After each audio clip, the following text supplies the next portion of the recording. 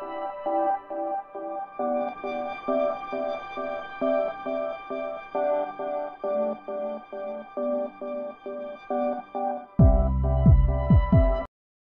Hello नमस्कार. आणखीन एका नवीन ब्लॉगमध्ये तुमचं मनपूर्वक स्वागत आहे.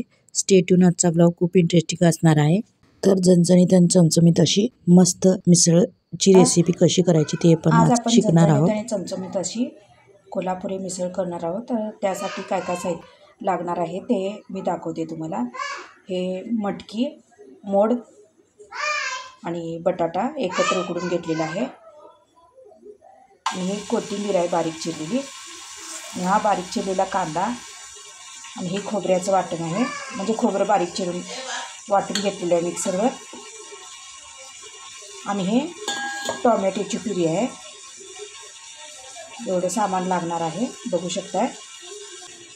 आणि कोल्हापुराचा कोणताही ब्रँडचा रुचिरा मसाला मिसळ मसाला लागणार आहे. हा रुचिराचा मी घेतलेला आहे कोल्हापुरी मिसळ मसाला. या सगळी लिहिलेली आहे कशी करायची काय करायची ते बॅक साईडला. इथं ती वाचून घेऊ शकता तुम्ही, तसं पण करू शकता. असा एक पाकीट मिसळ मसाला लागणार आहे ह्या संपूर्ण असा. बघू शकता. तर गॅसवर कढई ठेवलेली आहे. कढईत तेल गरम करायला ठेवलेलं आहे. तेल जरासं गरम झालं की ह्यात बारीक चिरलेला कांदा घालायचा.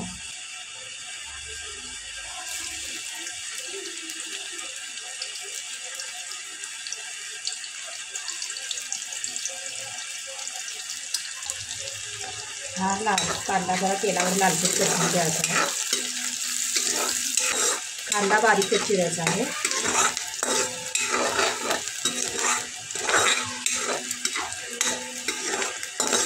नंतर जरा कांदा लालसर परतून घेते. कांदा गुलाबीसर कसून झालेला आहे. त्यात आता वाळलेलं खोबरं ओतून घेऊ पूर्णपणे. व्यवस्थित मिक्स करून घेऊ खोबऱ्याबरोबरच.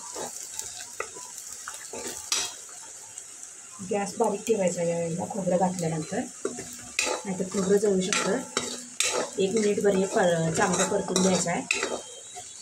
बघू शकता इथं 1 मिनिटभर परतून घेतल्यानंतर या टोमॅटोचं वाटण घालून द्यायचं आहे. टोमॅटो बारीक करून घेतलेले पुन्हा एकदा हे व्यवस्थित मिक्स करून द्यायचं. ह्या तेलात टोमॅटोची प्युरी घातल्यानंतर चांगलं तेल सुटूपर्यंत हलवायचं आहे एकसारखं व्यवस्थित. बघू शकता इथं तेल सुटेपर्यंत व्यवस्थित मिक्स करून घ्यायचं आहे. म्हणजे या वाटणाला तेल सुटतं ते करून घ्यायचं. व्यवस्थित मिक्स करून घ्यायचं आहे तेल सुटेपर्यंत या वाटणाला. बघू शकता तेल सुटलेलं चांगलं या वाटणाला टोमॅटोला. आता यात कोथिंबीर घालून घेऊ बारीक चिरलेली. आणि पुन्हा एकदा व्यवस्थित मिक्स करून घेऊ.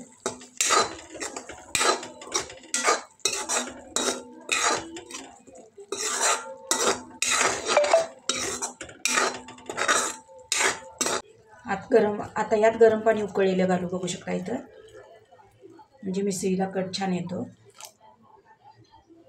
तुम्हाला कितपत मिसळ घट्ट किंवा पातळ हवी आहे त्यानुसार हे पाणी ओतायचं आहे.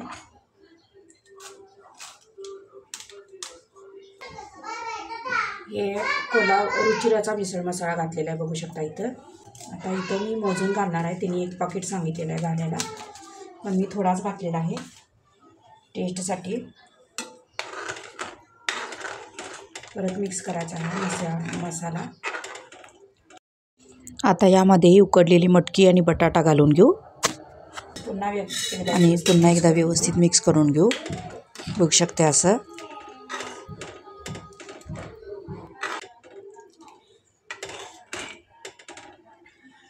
आता झाकण घालून एक चांगली उकळी काढून घेऊ.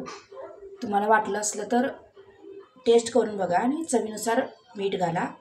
आणि तिखटही घालू शकता जर तुम्हाला तिखट आवडत असेल तर. मसाल्यामध्ये मीठ नाही आहे त्यामुळे इथं मीठ टाकते चवीनुसार. 1.5 चमचा. व्यवस्थित मिक्स करून घेते.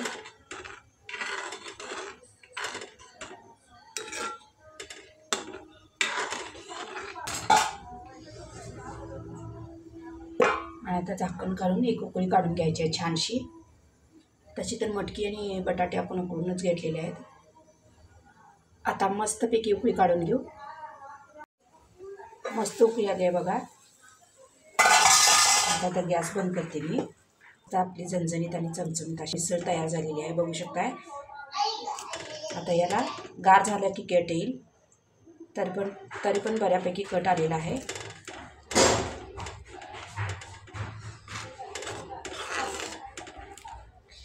तवंग तेलाचा आलेला आहे छान मस्तपैकी. आपले झणझणीत आणि चमचमीत मिसळ तयार आहे. बघू शकता प्लेटमध्ये सर्व केलेली आहे. मिसळ घातलेली आहे, त्यात फरसाणा घातलेला आहे, शेव घातलेली आहे, कोथिंबीर घातलेली आहे आणि कांदा आणि लिंबू साईडला ठेवलेला आहे. तसंच 2 प्लेट ठेवलेले आहेत. ही मस्तपैकी अशा प्रकारे तयार आहे आपली मस्तपैकी झणझणीत आणि चमचमीत अशी मिसळ.